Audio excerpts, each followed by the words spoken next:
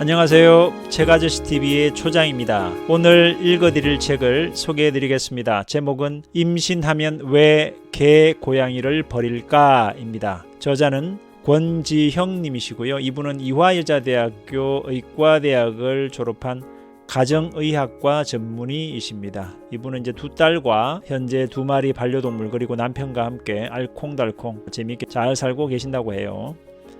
출판사는 책공장 더불어 2010년에 출간이 되었습니다. 2019년 기준 한 해 우리나라에서 유실 및 유기되는 반려동물이 대략 13만 5천 마리 정도 된다고 합니다. 이 중에 개가 75% 정도이고요. 고양이가 24% 정도 된다고 합니다. 전체 유실 및 유기되는 반려동물에서 개와 고양이가 차지하는 비율이 99% 정도 된다는 거죠. 이 중 대략 46% 정도 개와 고양이가 임시보호소나 동물보호소에서 질병이나 안락사로 인해 죽음을 맞이한다고 해요. 어마어마한 숫자죠. 그리고 특이한 것은 임신 출산으로 인해 키우던 반려동물을 버리는 일은 유독 우리나라에서만 많이 일어나는 특이한 현상이라고 합니다. 무엇 때문일까요? 만약 그 이유가 아주 과학적이고 의학적으로 의미가 있어서 그렇다면 우리나라보다 반려인구 비율이 훨씬 더 높은 네덜란드나 덴마크, 스위스 같은 선진국의 부모가 이를 무시할 리가 없을 텐데, 그렇죠? 아무리 반려동물을 좋아한들 자기 자식보다 더 중요하지는 않지 않을까요? 이 책의 본문에 보면 결혼 후에 주변 사람들로부터 반려동물을 없애라는 말을 들었다는 반려인이 무려 91%였다고 합니다. 91%라는 결과는 실제 거의 모든 반려인들이 결혼과 함께 키우던 반려동물을 없애라는 이야기를 들은 것으로 볼 수 있겠죠. 참 우리나라 반려인들이 결혼과 동시에 반려동물을 없애라는 압박을 당하고 있다는 현실을 그대로 보여주고 있는 통계라고 생각이 됩니다. 저도 고양이를 키우고 있지만 이 책을 통해 알게 된 반려동물에 대한 실상 때문에 저희 놀라지 않을 수 없었습니다. 반려동물을 버리라는 사람들이 든 이유도 다소 황당했는데, 반려동물을 키우면 아이가 생기지 않는다거나 임신 중 기형아를 출산할 수도 있다는 것이 주 이유라는 겁니다. 반려동물이 기형아 출산과 불임의 원인으로까지 이러한 억울한 누명을 뒤집어 쓰고 있는 이런 현실이 너무나 안타까워서 바로 저자가 이 책을 쓰게 되었다고 하죠. 이 책은 총 5개의 장으로 구성되어 있습니다. 1장의 주제는 반려동물과 함께하는 행복한 임신입니다. 2장은 반려동물과 임신에 관한 오해 4가지이고요. 3장은 반려동물과 함께하는 즐거운 육아, 4장은 반려동물과 육아에 관한 13가지 오해, 마지막 5장은 반려동물과 아이 함께 키우기입니다. 이 영상은 2장 반려동물과 임신에 관한 오해 4가지와 4장 반려동물과 육아에 관한 13가지 오해, 이 2개의 장을 위주로 제작하였음을 알려드립니다. 반려동물과 아이를 함께 키우는데 가장 심하게 반대하는 사람들이 누구냐 하면은 바로 시부모님과 친정부모님이라고 합니다. 이들의 비율이 거의 80%에 이른다고 해요. 바로 반대의 대부분은 가족으로부터 받는다는 것이죠. 그리고 이들 가족들은 반려동물이 임신과 육아에 엄청난 해를 가져온다는 근거 없는 낭설과 거짓 정보들을 가지고 압박을 해온다는 겁니다. 혹시나 여러분들, 우리 구독자분들 중에 이런 상황에 놓여 있으신 분이 있으시다면 이 영상 놓치지 마시고 끝까지 시청해 보시길 바랍니다. 분명 그분들을 설득하는 데 필요한 정보를 얻으실 거라고 저는 믿습니다. 그럼 책 속으로 함께 들어가 보시겠습니다. 반려동물과 임신에 관한 오해 3가지. 첫째, 개, 고양이를 키우면 임신이 안 된다. 결론부터 말하면 이것은 여성의 몸에 대한 지식 부족이 키운 오해이다. 어른들이 결혼 시작과 함께 반려동물을 없애야 하는 이유로 많이 드는 것 가운데 하나가 바로 개, 고양이를 키우면 임신이 안 된다는 것이다. 과연 그럴까?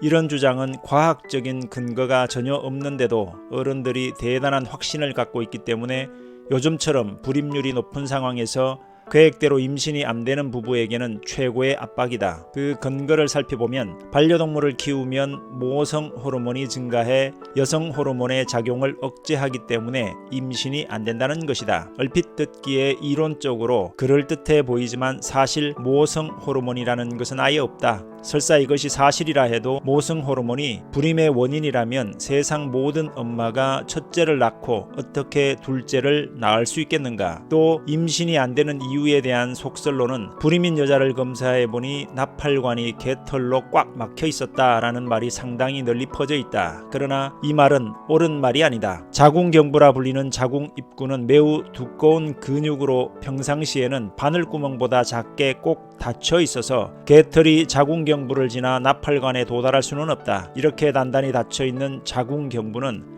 배란기나 아기를 낳는 순간에만 저절로 열리고 평상시에는 어떤 자극이 있어도 열리지 않는다. 또한 자궁경부는 단순한 근육 덩어리가 아니라 표면에 모공처럼 미세한 작은 구멍이 있어서 외부에서 침입하는 온갖 세균을 잡아서 다 없애 세균의 침입을 방어하는 기능을 한다. 이처럼 자궁과 나팔관은 아기를 낳기 위한 기관이기 때문에 가장 강력한 방어장치가 있다. 만약 개털이나 고양이 털이 자궁으로 들어갈 수 있고 나팔관까지 갈 수 있다면 해수욕장의 모래, 공중 목욕탕의 수많은 세균, 속옷이나 생리대의 화학물질 등으로 인해 불임이 되지 않을 여성이 한 명도 없을 것이다. 둘째, 임신 중 개털이 태아에게 나쁜 영향을 미친다. 일단 임신이 되었더라도 개털과 고양이 털은 온갖 오해에서 벗어나기 어렵다. 동물 털이 임신 중에 태아에게 침입해 나쁜 균을 옮긴다는 것이다. 하지만 동물 털이 엄마의 몸속으로 들어가 태아에게 침입하기란 임신 전보다 훨씬 어렵다. 왜냐하면 임신하면 태아는 자궁경부의 방어장치와 양막에 둘러싸여서 보호를 받기 때문이다. 따라서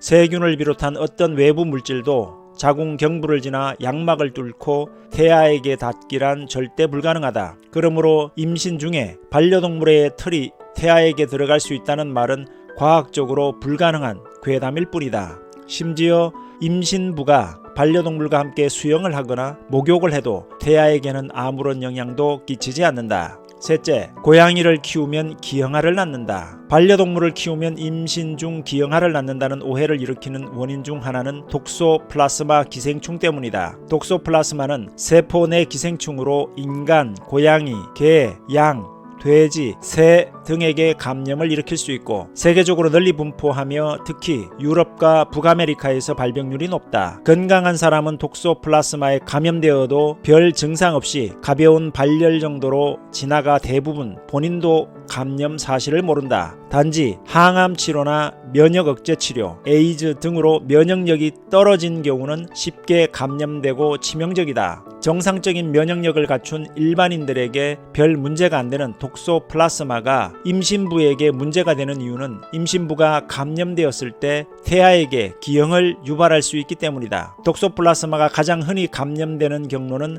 생선회나 육회 등의 날고기 섭취, 날달걀 섭취, 흙으로 인한 오염된 생채소 섭취, 농산일 등으로 오염된 흙을 만진 후 손을 씻지 않고 음식을 먹는 경우이다. 이런 톡소플라스마가 반려인에게 문제가 되는 것은 고양이를 통해 감염될 수 있다는 가능성 때문이다. 그렇다면 고양이를 키우는 사람은 모두 톡소플라스마에 감염될까? 그리고 톡소플라스마에 감염되면 모두 기형아를 낳을까? 그렇지 않다. 고양이가 톡소플라스마에 감염되었다고 모두 위험한 것은 아니다. 사람이 고양이를 통해 톡소플라스마에 감염되는 경로는 고양이가 이 기생충에 감염되고 1에서 3주 지난 후부터 2주 정도의 기간 동안 매일 대변으로 수백만 개의 알을 배출하는데 이 알을 사람이 섭취했을 때이다. 그러므로 이 기간이 아니라면 톡소플라스마에 감염된 고양이라고 해도 임신부를 감염시킬 가능성은 없다. 임신부 또한 고양이와 오랫동안 함께 살아 톡소플라스마 항체가 이미 형성된 상태라면 임신 기간 중에 다시 노출된다고 해도 태아에게 옮겨가지 않는다. 정리하면 고양이와 반려인이 모두 톡소플라스마 항체가 없는 경우에 고양이가 급성으로 톡소플라스마에 감염되어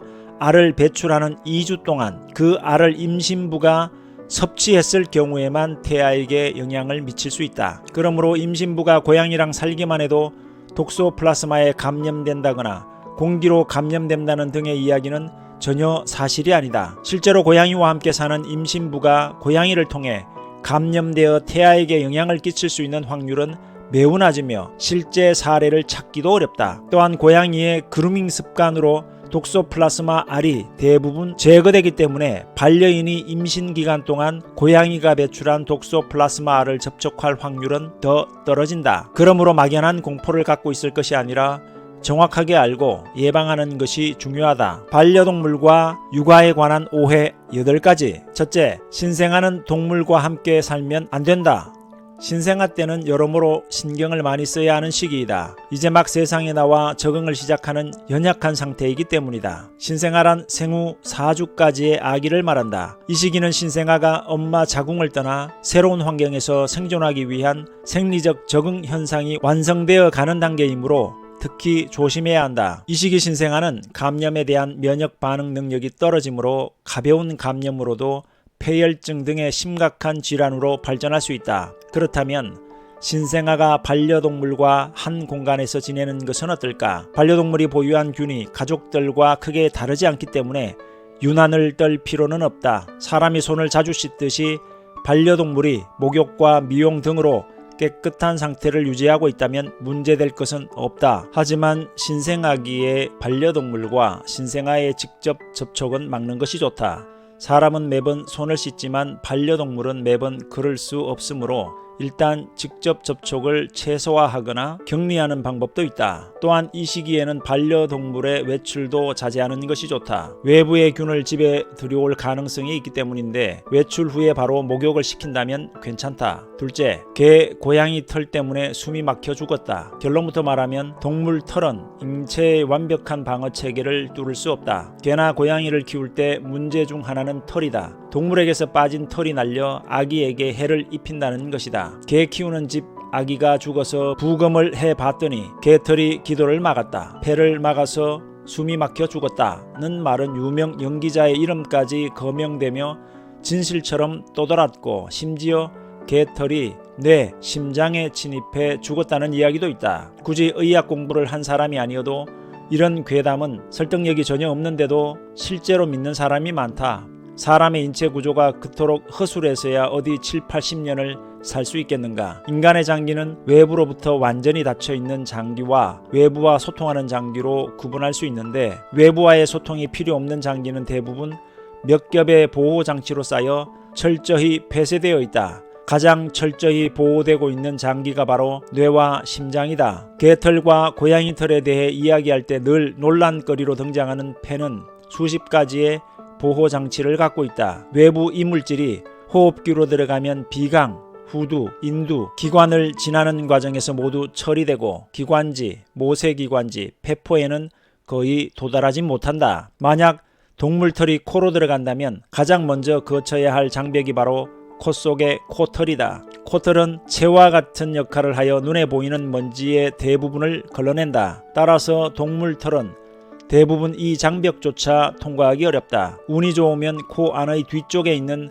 텅 빈 공간인 비강까지 들어갈 수 있다. 비강벽에는 수많은 섬모가 있어서 끈적끈적한 점액이 깔려 있어서 코털에서 걸러지지 않은 먼지를 잡는다. 개, 고양이 털을 포함하여 눈에 보이는 크기의 먼지는 비강에서 최후를 맞는다. 만약 코가 막혀서 입으로 숨을 쉬다가 털이 넘어갔다고 해도 후두에도 비강과 같은 구조가 있으므로 결국 기관지에 다다르기 전에 다 처리된다. 셋째, 개 회충이 아이 눈을 실명시켰다. 결론부터 말하자면 구축한 반려동물에게서 기생충은 절대 옮지 않는다. 그럼에도 불안해지는 것이 부모의 마음이다.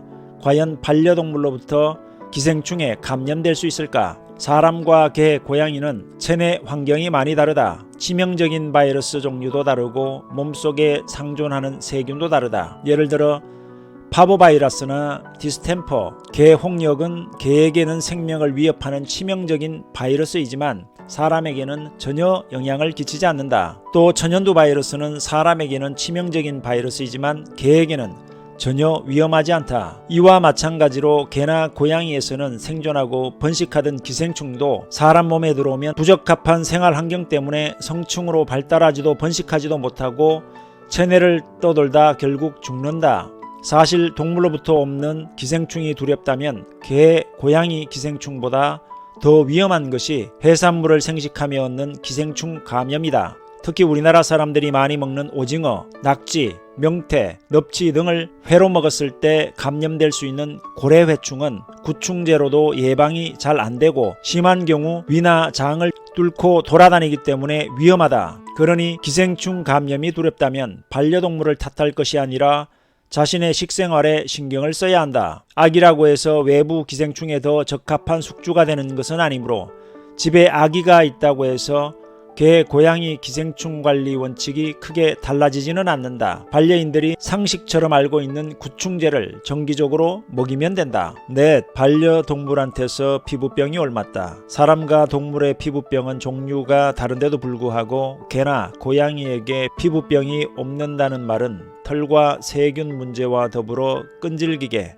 반려인을 압박하는 말이다. 과연 그럴까? 사람과 동물의 신체 구조 중에서 다른 곳은 한두 가지가 아니지만 그 중에서도 특히 다르게 발달한 부분이 바로 피부이다. 개와 고양이의 피부는 털이 많은 대신에 각질층이 거의 없고 땀샘도 없다. 반면에 사람은 동물의 비늘, 털, 가시 대신에 매우 두꺼운 각질층이 피부 표면을 보호하고 있다. 마치 벽돌과 회반죽이 결합하듯이 단단하게 엮인 단백질 구조로 되어 있는 사람의 피부는 세균과 온갖 오염물질로부터 인체를 보호하고 더불어 수분 등의 필요 물질이 체외로 빠져나가는 것을 막는다. 이런 이유로 동물의 피부병은 대부분 사람에게 옮지 않는다. 개나 고양이에게 피부병을 일으키는 원인 미생물이 사람의 두꺼운 각질층에서 생존할 수 없기 때문이다. 따라서 개나 고양이, 사람에게 나타날 수 있는 피부 질환은 각기 양상이 다른 질환이며 기생충과 감염성 피부병도 종류가 전혀 다르다. 개나 고양이에게 피부병을 일으키는 피부 기생충으로는 개이, 개벼룩, 개진드기, 개선충 등이 있다. 이름에서 알 수 있듯이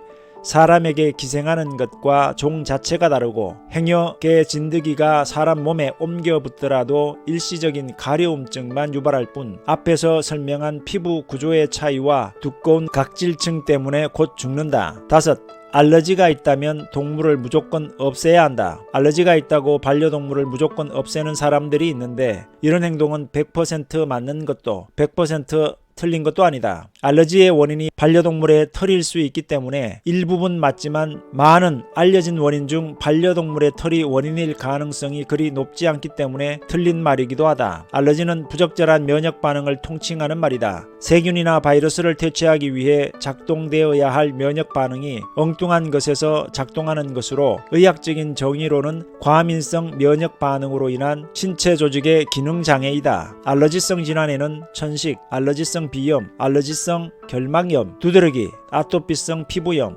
접촉성 피부염 등이 있으며 각각의 진단명은 발생하는 신체 부위, 증상에 따라 달리 붙여질 뿐 원인, 발생 기전과 치료 원칙은 모두 같다. 알러지 문제를 푸는 확실한 치료법 중 하나가 회피하는 방법으로 모든 알러지 질환 치료의 기본이다. 쉽게 말해 복숭아에 알러지가 있다면 복숭아를 안 먹으면 된다. 의사가 애완동물 치우세요 라고 말하는 것이 바로 이 회피의 원칙 때문이다. 하지만 알러지의 원인이 반려동물이 아닌데도 불구하고 일단 반려동물을 치우라고 말하는 것이 문제이다. 반려동물을 멀리하는 것은 알러지의 원인이 반려동물로 확실하게 밝혀졌을 때에만 해당되는 이야기이다. 알러지 환자가 처음 병원을 방문했을 때 원인도 파악해보지 않고 일단 반려동물부터 없애라고 말하는 것은 무책임한 발언이고 제대로 된 알러지 치료법도 아니다. 원인을 확실히 알고 제대로 회피하려면 알러지 질환이 있는 환자가 스스로의 증상을 살피는 것이 가장 중요하다. 만약 키우는 개나 고양이를 치우라는 의사의 조언을 들었다면 반려동물을 며칠 동안 다른 곳에 잠시 맡겨본다. 그리고 개나 고양이가 근처에 없다는 것만으로도 증상이 확실히 좋아진다면 반려동물의 털이 알러지의 원인이 맞으므로 함께 살려면 생활 습관을 어떻게 바꿔야 하고 집의 위생관리를 어떻게 해야 할지 고민해 봐야 하고 증상이 심하다 싶으면 반려동물을 다른 곳으로 입양 보내는 것을 신중하게 고민해 봐야 한다. 하지만 반려동물과 며칠 떨어져 있었는데도 알러지 증상이 사라지지 않는다면 반려동물이 알러지의 원인이 아니므로 반려동물을 없앨 필요가 없다. 알러지의 원인이 아닌데 굳이 회피할 필요가 없는 것이다. 실제로 반려동물이 알러지의 원인이었다면 처음부터 함께 사는 것 자체가 힘들었을 것이다. 천식이나 아토피성 피부염, 알러지성 비염은 즉시형 알러지로 노출되면 바로 증상이 나타나기 때문이다. 6. 개는 물고 고양이는 활키여서 위험하다. 개, 고양이와 아이를 함께 키울 때 흔히 듣는 이야기 중에 개가 아이를 물거나 고양이가 핥힐 수 있으니 없애라는 이야기가 많다. 반려동물에 의한 사고는 실제로 종종 일어나기 때문에 이 말은 가능한 우려이다. 하지만 실제로 실내에서 함께 사는 반려동물에 의한 사고는 그렇게 많지 않다. 한국소비자보호원이 발표한 자료에 따르면 2009년 어린이 안전사고 현황의 주요 원인에 반려동물은 포함되어 있지 않다. 자료를 살펴보면 가구나 기구 등 사물에 의한 사고 26.8%, 추락 12.9%, 넘어지거나 미끄러짐 15.3%, 베이거나 찔리는 등의 상처 12.1%, 화상 5.1%, 삼킴 6.6%, 기타 13.2%로 나타났다. 함께 사는 반려동물이 아이에게 상해를 입힐 가능성은 집 안에서 가구나 생활용품에 의해 발생할 가능성에 비해 현저히 낮다는 것이다. 하지만 아무리 적은 확률이라도 반려동물에 의해 안전사고가 보고되고 있으므로 예방법을 눈여겨봐야 한다. 우선 아기와 반려동물을 함께 키우는 집에서 가장 중요한 것은 아기와 반려동물만 단 둘이 두지 않는 것이다. 특히 돌 전의 아기일 경우에는 잠시라도 둘만 두어서는 안 된다. 어른이 보지 않는 틈을 타서 연약한 아기의 피부를 핥거나 누워있는 아기를 밟고 지나가는 정도의 경미한 사고는 언제든지 일어날 수 있기 때문이다. 그리고 아기가 반려동물을 쫓아다니거나 털이나 꼬리를 잡아당기는 등 귀찮게 하는 행동으로 유발되는 사고도 많으므로 어릴 때부터 반려동물과 잘 지내는 방법에 대해 이야기해 주는 것이 중요하다. 7. 인수공통질병으로 개, 고양이의 병이 옮는다. 인수공통질병이란 동물과 사람이 함께 걸릴 수 있는 질병으로 동물에서 사람으로 전파되기도 하고 사람에서 동물로 전파되기도 한다. 대표적인 것이 광우병, 광경병이고 최근에는 조류독감, 사스 등이 중요한 질병으로 대두되고 있다. 인수공통질병 중 개나 고양이에게서 옮을 수 있는 것은 살모넬라균에 의한 장티푸스, 광경병, 독소플라스마, 파스튜렐라균 등이다. 장티푸스, 광경병, 독소플라스마는 감염된 반려동물에게서도 장염, 발열, 발작 등의 증상이 나타나기 때문에 반려동물이 이런 증상을 보이면 일단 아기와 격리시킨 후 빨리 동물병원에서 진단과 치료를 받으면 된다. 또 손을 깨끗이 씻고 날 음식 섭취를 자제하며 반려동물에게 광견병 예방접종을 시키는 등의 일반적인 관리만으로도 충분히 예방 가능하다. 평상시 반려동물이 아무 증상 없이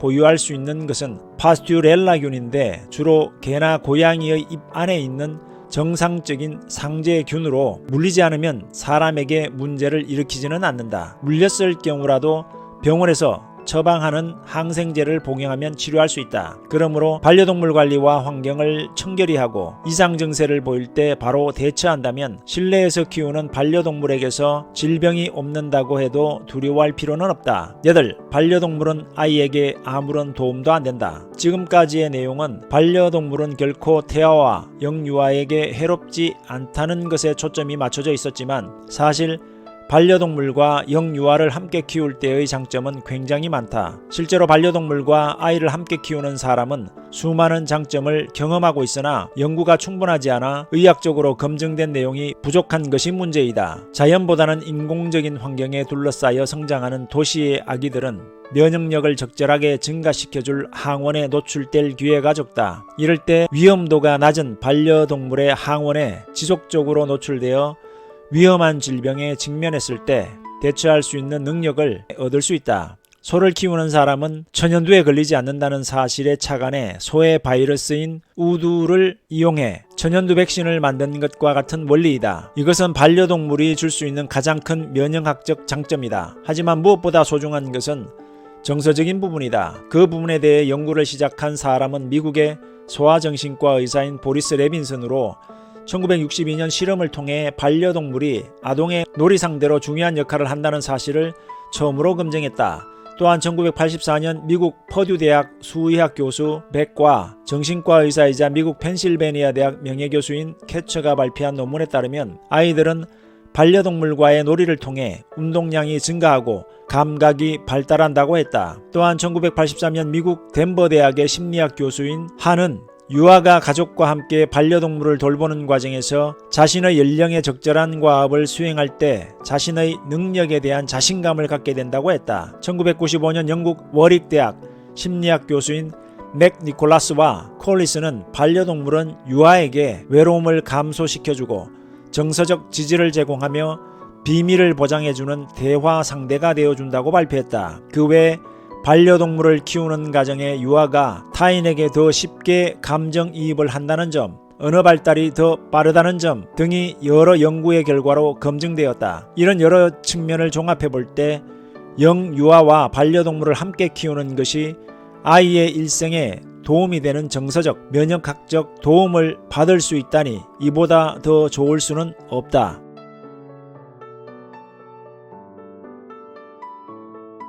시청해 주셔서 감사합니다.